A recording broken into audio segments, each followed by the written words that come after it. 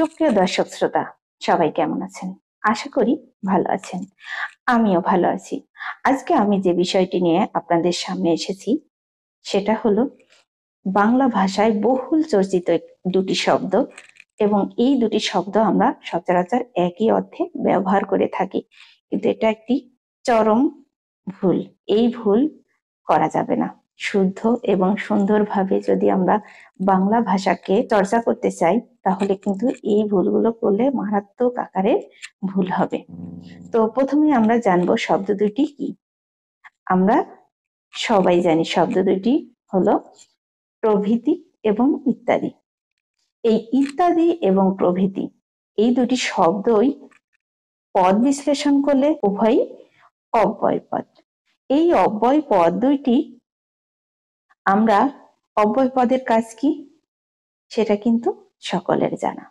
আজকে আমি ও বিষয়টি নিয়ে আলোচনা করব না।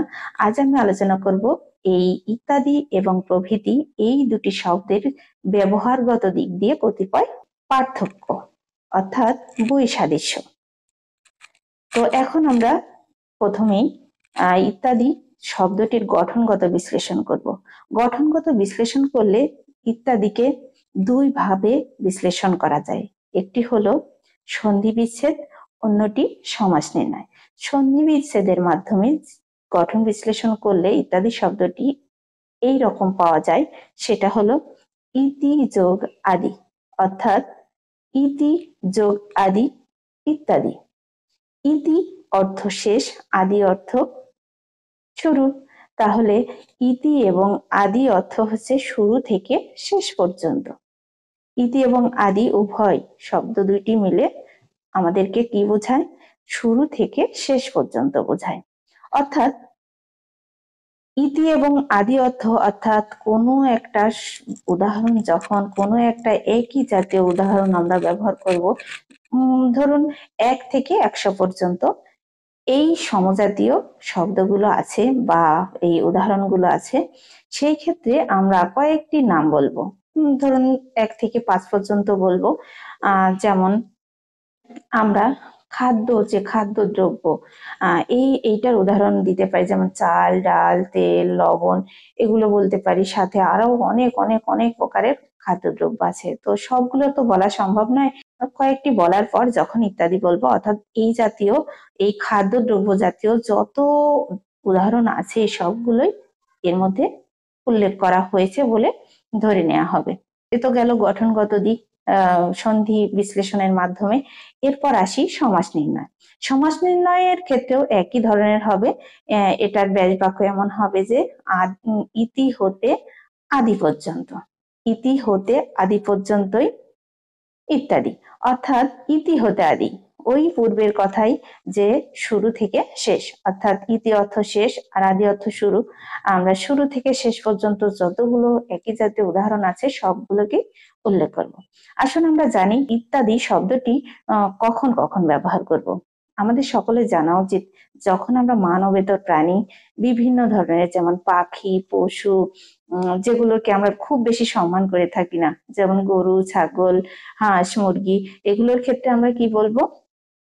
এই উদাহরণগুলোর শেষে আমরা ইত্যাদি বলবো।